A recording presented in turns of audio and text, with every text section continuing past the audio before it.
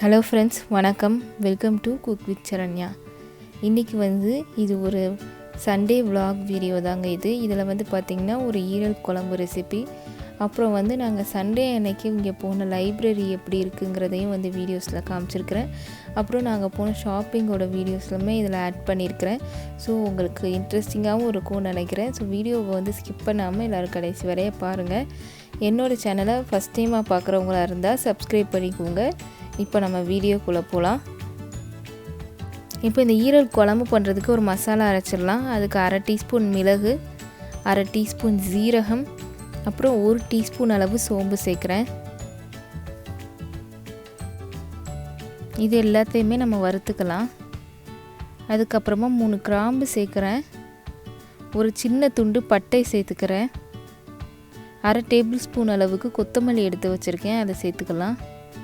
காரத்துக்கு நான் இன்றைக்கி 4 வரமிளகாய் சேர்க்குறேன். நம்ம ஏற்கனவே கொஞ்சம் மிளகு சேர்த்துருக்கோம், அதனால் இது ரொம்ப கரெக்டாக இருக்கும்.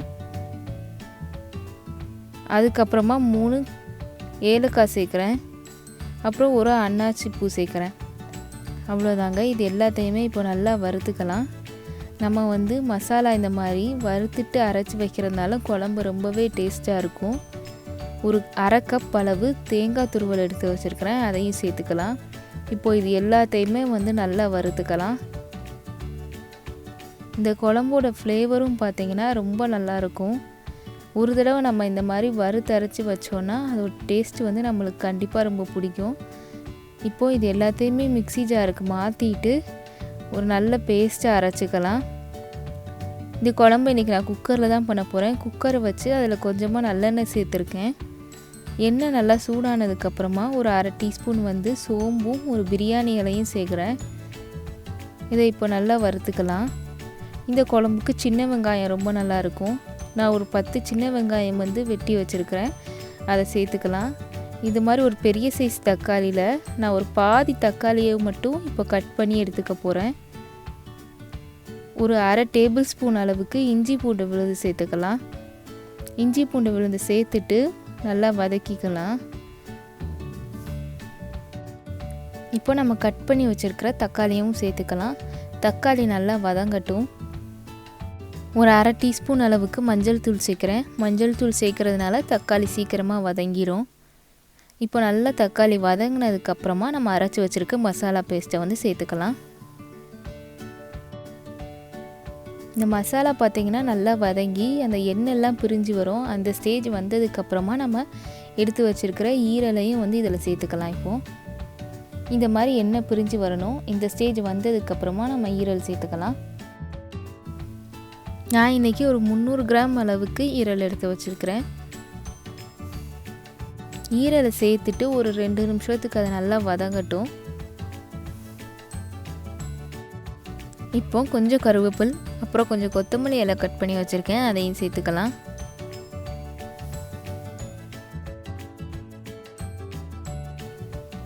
கடைசியாக குழம்புக்கு தேவையான அளவு உப்பு சேர்த்துக்கோங்க.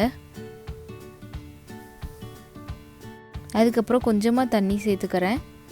நிறைய தண்ணி சேர்த்துற வேண்டாம், அப்போ குழம்பு ரொம்ப தண்ணியாக இருக்கிற மாதிரி இருக்கும். ஸோ கொஞ்சம் கிரேவியாக இருக்கிற மாதிரி கம்மியாக தண்ணி சேர்த்துக்கோங்க. இப்போ குக்கரை க்ளோஸ் பண்ணிவிட்டு ஒரு 4லேருந்து 5 விசில் வச்சிடலாம். ஈரலும் நல்லா வெந்துடும்.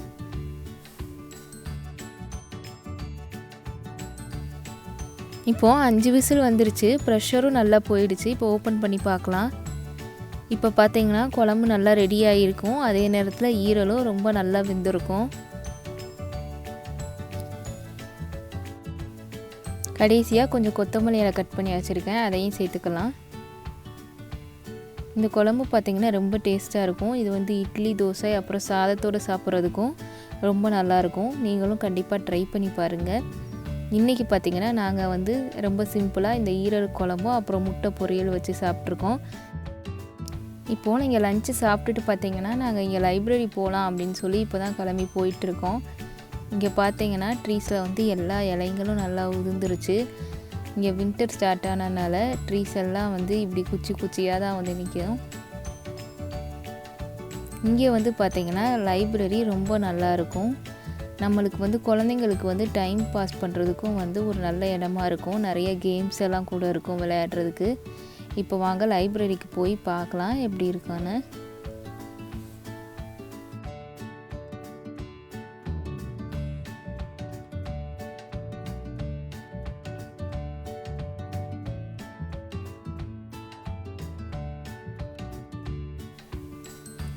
இங்கே பார்த்தீங்கன்னா கிறிஸ்மஸ் ஸ்டார்ட் ஆக போகுதுங்கிறனால கிறிஸ்மஸ் ட்ரீஸ் எல்லாம் சேலுக்கு வச்சுருக்குறாங்க. இப்போ பார்த்தீங்கன்னா லைப்ரரிக்கு வந்து நாங்கள் வந்துட்டோம். இப்போ நாங்கள் வச்சுருக்கிற அந்த புக்ஸ் எல்லாம் ரிட்டர்ன் பண்ணிவிட்டு உள்ளே வந்து இப்போ லைப்ரரிக்குள்ளே போகலாம். நாங்கள் எப்போவுமே வந்து பார்த்திங்கன்னா இங்கே நிறையா ஸ்டோரி புக்ஸ் அப்போ சீரீஸ்லாம் கூட இங்கே நிறையா இருக்கும். அதெல்லாம் நிறையாவே எடுத்துகிட்டு போயிடுவோம். ஏன்னா வீக்லி ஒன்ஸ் அந்த மாதிரி தான் வருவோம். ஸோ அந்த வீக் ஃபுல்லாக வந்து படிக்கிறதுக்கு நிறைய ஸ்டோரி புக்ஸ் எடுத்துகிட்டு போவோம்.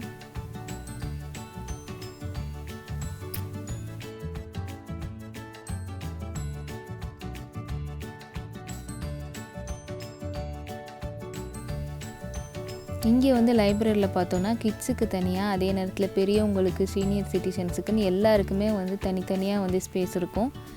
இங்கே வந்து சீரியஸும் நிறையா கிடைக்கும் நம்மளுக்கு பார்க்குறதுக்கு. அதே நேரத்தில் பார்த்திங்கன்னா நிறைய ஷோஸ்லாம் கூட கண்டக்ட் பண்ணுவாங்க, மூவிஸ்லாம் கூட போடுவாங்க. ரொம்ப வந்து நல்லாயிருக்கும் இங்கே லைப்ரரி. நம்ம டைம் பாஸ் பண்ணுறதுக்கும் ரொம்ப நல்ல பிளேஸாக இருக்கும். குழந்தைங்க வந்து இங்கே நிறையா வருவாங்க. ஆக்சுவலி நாங்கள் இப்போ க்ளோசிங் டைமாக வந்துவிட்டோம். ஒரு 4:30 ஆயிடுச்சு. 5 o'clock வந்து சண்டே க்ளோஸ் பண்ணிடுவாங்க. அதனால் வந்து இங்கே குழந்தைங்க வந்து யாரும் அதிகமாக இல்லை. இல்லைன்னா யூஸ்வலாக வந்து பார்த்தோன்னா இங்கே ரொம்ப குட்டி குழந்தைங்கள்லாம் கூட இங்கே விளையாடுறதுக்காக வருவாங்க லைப்ரரிக்கு.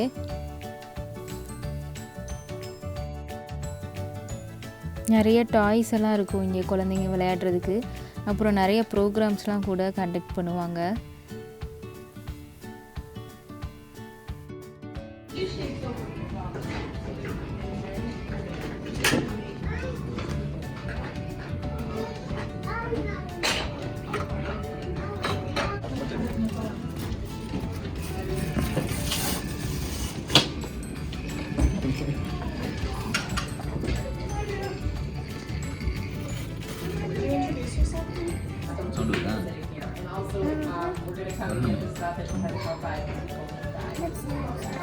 அது பண்ணா சவுண்ட் மியூட்னு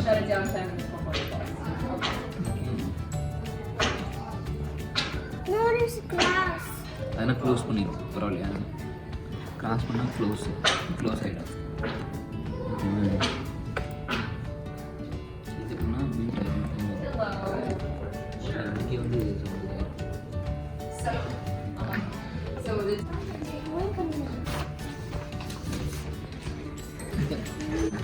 நம்ம பார்க்காதது எடுக்கணுமா? டோரா காப்பட்டுருந்தானே என்னமா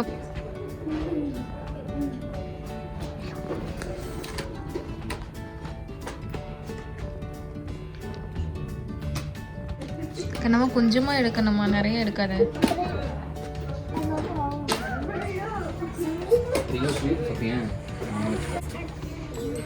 டேடி வேறு எடுத்துருக்கேன். போதும் கண்ணம்மா, வா போதும்.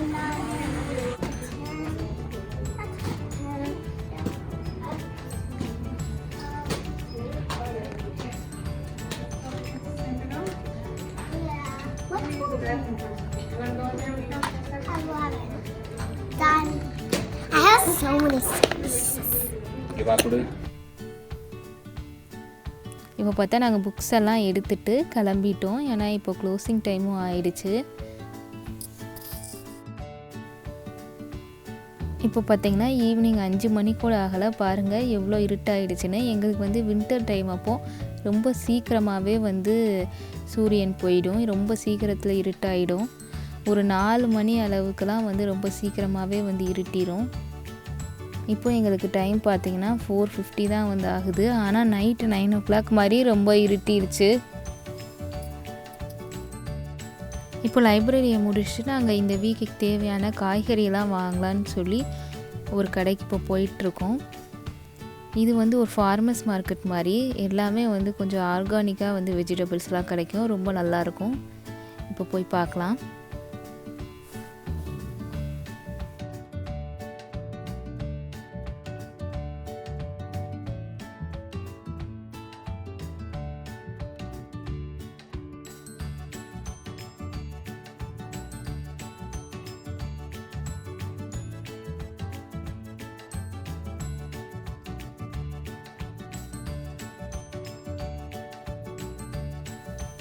இங்கே வந்து காஃபி பார்த்திங்கன்னா நிறைய வெரைட்டிஸில் கிடைக்கும். அதே மாதிரி இந்த டார்க் சாக்லேட், மில்க் சாக்லேட்டு, நம்ம வந்து கேக் பண்ணுறதுக்கு எல்லாமே வந்து இங்கே நல்லாயிருக்கும். நம்ம வந்து எந்த காஃபி வேணுமோ அதை வந்து கூட நம்ம செலக்ட் பண்ணிவிட்டு இங்கேயே கிரைண்ட் பண்ணி தருவாங்க. அந்த மாதிரி கூட நம்ம கிரைண்ட் பண்ணி எடுத்துகிட்டு போகலாம் இங்கே.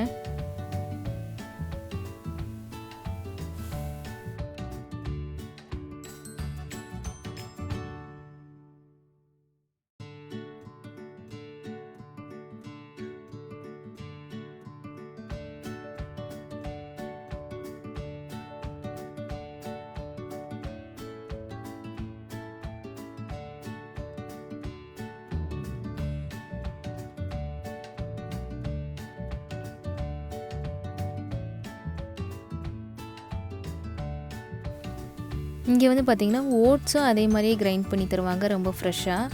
அதுவும் ரொம்ப நல்லாயிருக்கும். இந்த கடையில் பார்த்திங்கன்னா ஃப்ரூட்ஸும் சரி, வெஜிடபிள்ஸும் சரி, நம்ம ஆர்கானிக்காக வந்து நிறையா வாங்கணும் அப்படின்னு நினச்சோன்னா இந்த கடையில் வந்து வாங்கலாம். ரொம்ப நல்லாயிருக்கும். அதே நேரத்தில் கொஞ்சம் ஃப்ரெஷ்ஷாகவும் இருக்கும் வெஜிடபிள்ஸ் எல்லாம்.